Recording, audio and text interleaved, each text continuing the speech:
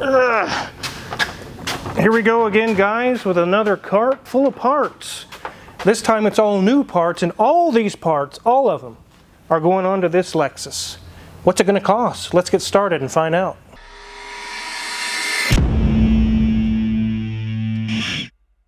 Today we're going to do a video on the next best thing to an LS400. This one's a 97 ES300. It's not as luxurious and fancy as the LS400. It's kind of a step down from that, but it's still super nice. And if you can get your hands on one of these, they are super reliable. But maintenance, if it's not done, can catch up to you, just like this whole cart full of parts. However, the customer on this car is doing the right thing and saying, I know it's going to be expensive, but let's do it because it's so much cheaper than buying a new car right now. This one runs perfect.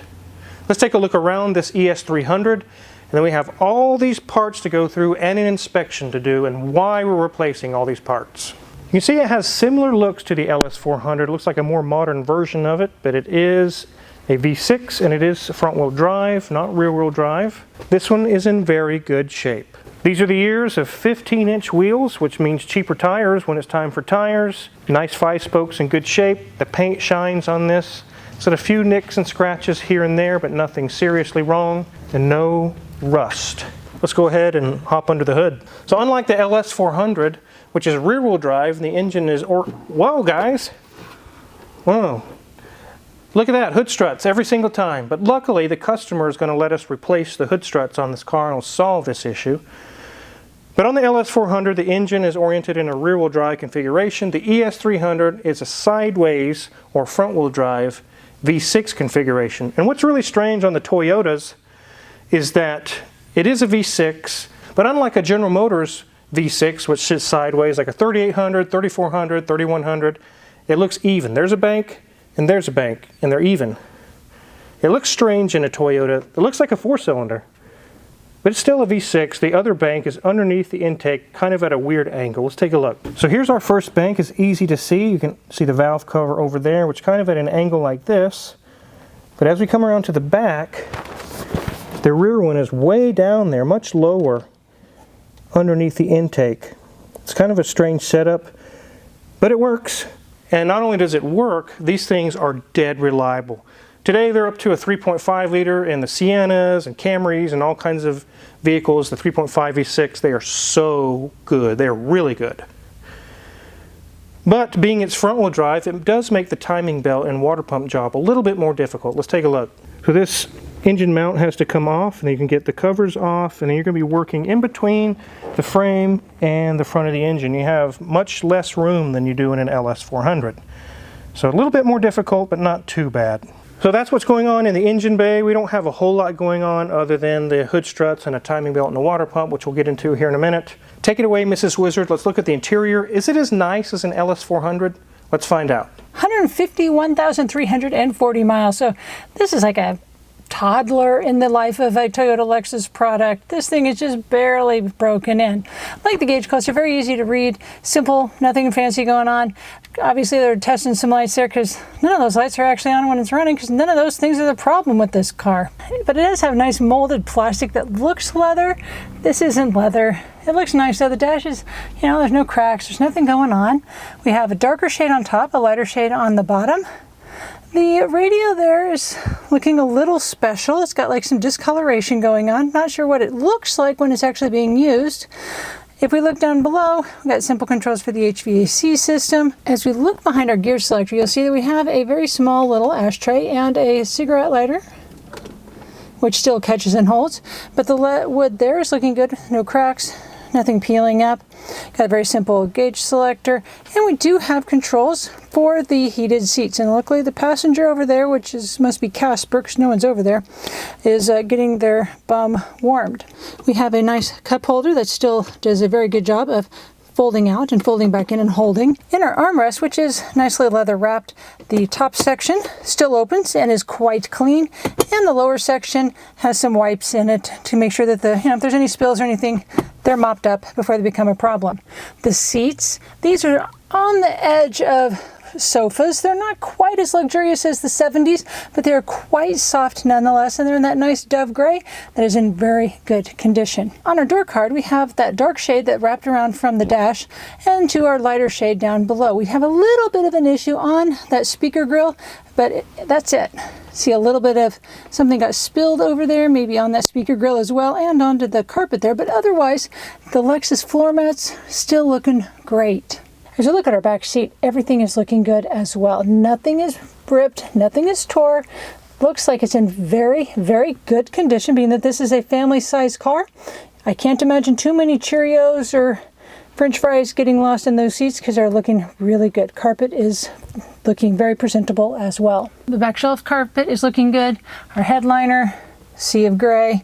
Nothing going on up there. As we get to the steering wheel, we've got a little bit of wear up here. That's probably from some of the sun damage over time. I mean, it's not so much that it's driven so much with 150,000 miles on it, but it's just had a lot of time for that sun to be beating down, usually on this one top section. So other than that, that is the only thing I see wrong really in the car. It's in that good of condition.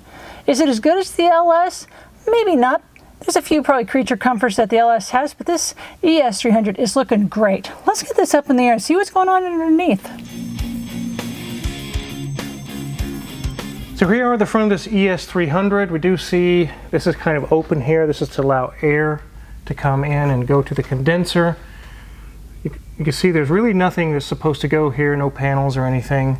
So it's just kind of open for air to get sucked in. We do have the panels on the sides and right here intact. Nothing leaking, the radiator's right behind there, nothing's going on. Here's our engine and transmission, nothing seriously leaking. I don't see any other leaks going on with the CV shafts right here either. Let's take a look at these wheels. Brakes are about 10% remaining. CV boot is good, but look at that, guys, the strut's blown. Leaking oil all over the place. The sway bar link, loose, and it's hard to hear, but both the inner and outer tie rods have just a little bit of play in them. They're just starting to fail. The customer said, let's go ahead and address that. I'm not going to wait for them to fail. So CV boot is good there as well. 10% on the brakes. This sway bar link is a tiny bit loose, but it's not as bad as the other side. This strut up top, you can see it's just starting to fail. You don't see it down the side yet, but up top where the boot is, it's wet. Again, just a minimal amount of play here. The customer said, let's go ahead and get it taken care of. These control arm bushings, the rubber is starting to deteriorate right through here, and it's cracked, and there's a lot of play going on with that control arm bushing on both sides. And our powertrain stops right there, going rearward on the car. All we have is exhaust and fuel lines and stuff, so let's move back. Our catalytic converter is intact. Everything's good there. There's our resonator. It's not dented or scratched. This is a little protector for our brake lines and fuel lines and things, and it's all in good shape. Here's our fuel tank. Again, if you were to do any job that required the fuel tank to come down, you would have to remove the exhaust. You can see it's in the way. Let's check out the rear brakes. Those are almost down to metal. Very, very low. The links are good, bushings are good. Nothing loose there. That strut looks decent for now. Fin brakes again, rotors are pretty deeply grooved as well. Sway bar links are good, strut is good. Nothing loose there. So other than a little bit of minor surface rust and some dirt and sand here and there, it's very clean underneath. No serious leaks going on. It's a Lexus, I'm not surprised. Here's our single exhaust where our spare tire goes. Let's check the date code on the tires. Looks like 26th week of 2024, so these are good tires. They got a lot of life left in them. Let's get this thing on the ground. So even though there are LS400s in the 97-98 year, this is the ES model. It's a different model. It's almost as nice as an LS series. You could probably save some money and get one of these and have a V6, a little bit better fuel economy. They're still just as nice on the interior, which Mrs. Wood would show you guys. But in the review, you also saw it has 151,000 miles on the original timing belt and water pump. It really should have been changed around 100, 90 or 100, somewhere around in there. It is overdue, but luckily we are getting to do that job now. So let's play the game of cart full of parts and go through all these parts we're having to do. I know you guys love this game with the just wait, there's more, so we're going to do it. So in the engine bay, we're going to do our air filter, timing belt tensioner, timing belt idler pulley, tensioner itself, the hydraulic tensioner. Here's our water pump with gasket. Sway bar links for up front. You know those guys were loose when we showed it to you. We have the outer tie rod ends. The inner ones will be here soon. They'll be here tomorrow. Just wait. There's more. And here's our control arms with brand new bushings already installed. It was actually cheaper to buy the whole arm than it was to try to piece out all the bushings and pay the labor to press them in. So we got 2 of those. And look, hood struts. We can solve that sagging hood issue and keep somebody from banging their head. Thank you, customer, to allow us to do those. But wait, there's always more. I have to get down on my knees for this one. All 4 brake rotors, because we showed you the ones under there are very thin, they're grooved deeply. All 4 sets of pads, because they're worn down to about 10%. Here's our hardware for them. And finally, both front struts. We showed you guys they're blown out and leaking oil all over the place. So that's a lot of work on this, and the customer actually wanted a little bit more work than that. There's a few things they wanted: a fuel filter, transmission service, brake flush, a thermostat, oil pan gasket. It was a little bit of seepage, but it really wasn't worth replacing, but we did mention it. They declined all that because it was getting towards the price where they were at their limit, what they could do. They said they will catch those items on the next trip. With these parts we just showed you on this car, I'll go through what all of it's going to cost. So we do have our air filter. It's like roughly 20 bucks. The filter doesn't cost much, and it doesn't cost much to install it. We have our timing belt water pump. That's $1,200, and that's the going rate for Toyota to have the timing belt water pump. They can range from anywhere from $1,000 to I've seen them be $1,700. It depends on which model. We're putting all quality parts on, not putting on the Amazon timing belt kit. This is good quality parts. The hood struts are 80 bucks, and that's about 25, 30 bucks per strut, and just a little bit of time to put them on. Inner and outer tie rods and the alignment, which the alignment itself today is 120 bucks. That's what they charge for an alignment, around 700 bucks. All 4 brake rotors, all 4 pads, $600 with the labor included. Both front lower control arms worn, 450, 550 range. Front sway bar links, around 100, 150 bucks. And then we got both front struts were blown out. I've never done a set of front struts that were under 750 bucks. They're always expensive.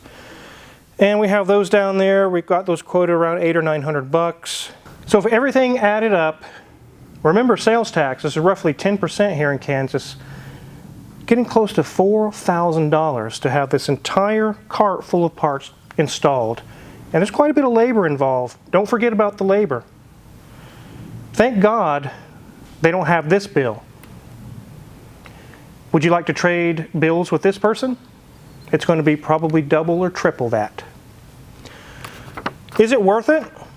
Absolutely it's worth it. These cars, $5,000, $6,000, $7,000 for a really nice one, and this one's really nice.